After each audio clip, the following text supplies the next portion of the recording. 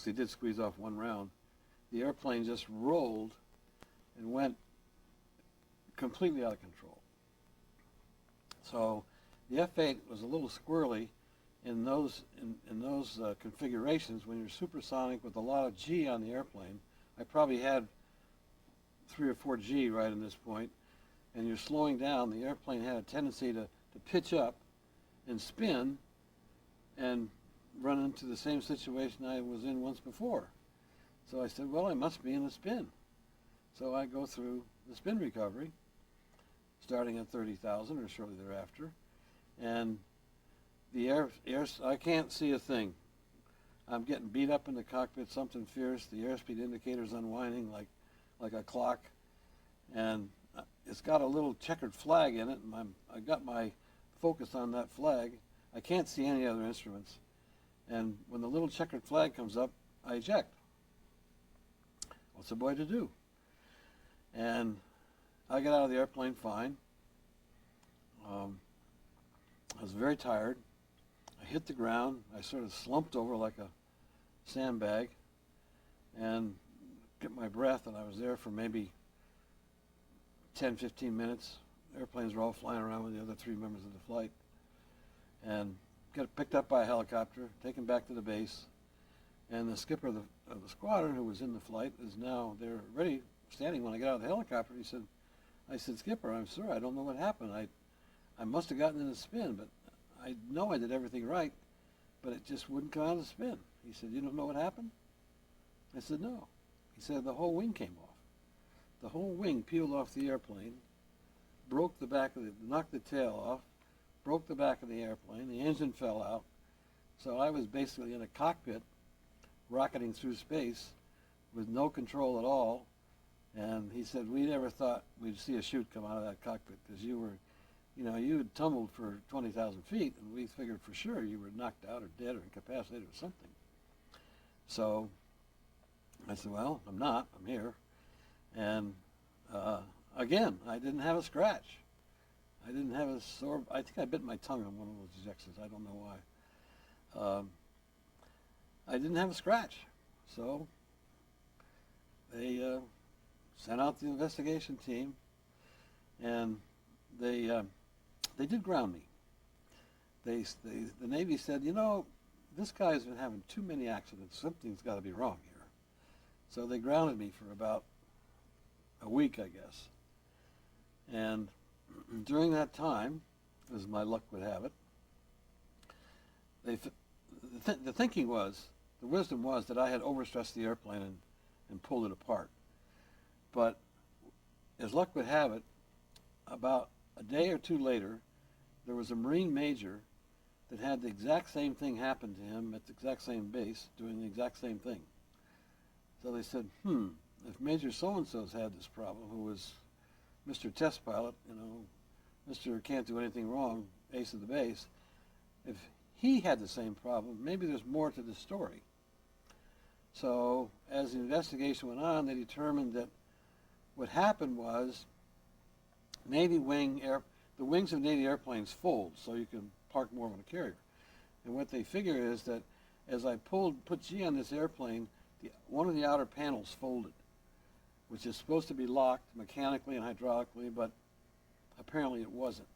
So when it folded, I got a short wing and a long wing, and with all that G on it, it just rolled, and that's when things started coming apart.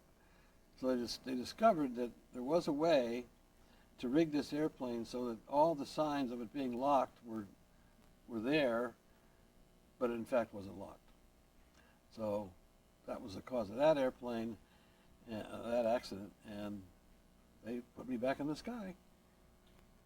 Aircraft ejection is a very violent act. Could you take us through exactly what it feels like to punch out of an airplane and what it does to your body? Well, it is a very violent act, an ejection, and having survived 3 of them without any visible injuries, I will say that in each instance my body was a little achy and my joints were stiff, and that you've been stretched and pulled and wrung around a little bit. But as far as the ejection itself, when you eject, and you eject the Navy airplanes by reaching for a face curtain and pulling the face curtain over your head, and that ejects you. And then everything is automatic from that point on, unless you're at very high altitude. Then some things don't happen until you get to lower altitude, like chutes opening. But there's a period, and I don't have a clue what the time of the period is, but I say there's a couple of 3 or 4 seconds where you're totally unaware of what's going on. You just blast yourself out of the airplane, and then shortly you come through, and all mine were low enough that, well, I'll take that back. The first 2 were low enough that the chute opened almost right away. The Crater Lake one, I was at high enough altitude that I free fell for probably 5,000 feet before the chute opened. And the chutes don't open because they want to get to heavier air so you don't run out of oxygen. But it's just it's a period of total discombobulation. It's like you're just totally disoriented. But you come out of it very quickly as soon as the chute opens and that 2 or 3 second period passes, and you gain your senses. The rest of it's easy. You just sort of float to the ground. Do you detach from the seat, or do you go down in the seat? It depends on the altitude. If you're at a very high altitude, like 30,000 feet or more, there will be a drogue chute that will open, and you will stay in the seat till you get to maybe 20,000. Below about 20,000, you detach from the seat almost immediately. And the chutes, like I say, open. They're barometrically controlled, so they're set for either 10 or 14,000 at sea. We were set them for 10. Over mountainous terrain, we set them at 14. So the chutes are pretty much automatic. I'm kind of curious. Naval aviators are known for a very warped sense of humor. So I'm just curious, after you survived the Crater Lake incident with a couple of scratches and no losses, I wonder if you were greeted by your squadron mates in a certain manner to reflect your landing in the water. Well, there were a lot of jokes that went around that I was the subject of, and which didn't bother me one bit. I mean, that's what naval aviation's all about, are lots of jokes and being tough on people. So they had some fun with it, and I've had some fun with it. I must say that my career after I got out of the Navy, I did look into the airline as a career, but I wasn't fortunate enough to get hired by the airlines, and I somehow think that my accident record might have had something to do with it, because if you're an airline recruiter and you've got 100 guys standing in line to fly your airline, and one of them's got 3 ejections in his logbook, maybe you're not going to look so closely at him. But as my Navy, at this point, this last ejection, the wing off was in October of 1961, and I was scheduled to get out of the Navy until January of 1962. I was right at the point where we're getting ready to go on cruise again, and I was halfway tempted to stay in and go on the cruise, which I could have done. But at this point, I'm thinking, maybe this isn't the life that I should be engaged in forever. Maybe if I haven't used all my lives, there's got to be a shortage of them coming up here somewhere. Tell me about the flight from Willow Grove to Alameda. So after I got out of the Navy, I stayed in the reserves. I flew, when I went back to the University of Colorado and flew out of Denver for a while, and I flew out of Olathe, Kansas for a while. And when I lived in New York, I flew out of Willow Grove, Pennsylvania, near Philadelphia. And there's always, every aviator asks if there's one flight that you remember more than others, and there is one particular one that we left, 2 airplanes left Willow Grove on a Sunday night after drill weekend to go to Alameda in San Francisco, and we made fuel stops in Olathe, Kansas, Yuma. My wingman's radio went down in Yuma.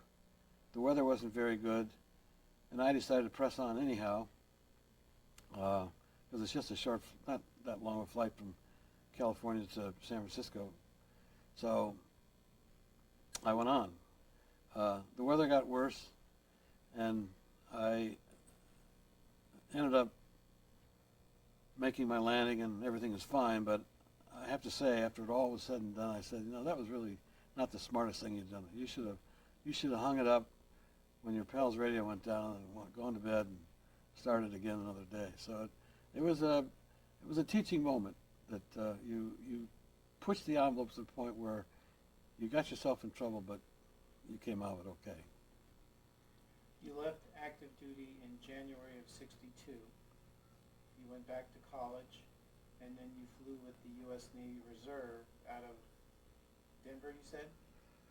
Out of Denver for a while. Let's see. To rephrase your question, when I got in the Navy, I went back to college at the University of Colorado, got a degree in business, stayed in the reserves, moved to New York after college, and joined the reserves in Philadelphia, and flew with the reserves. I started there in '66, I believe, and in 1968, the squadron got recalled during the Pueblo crisis, which was a Navy ship that was commandeered by the North Koreans, captured, and President Johnson called up called up 6 Navy squadrons to flex our muscles. And during that period, I flew quite a bit.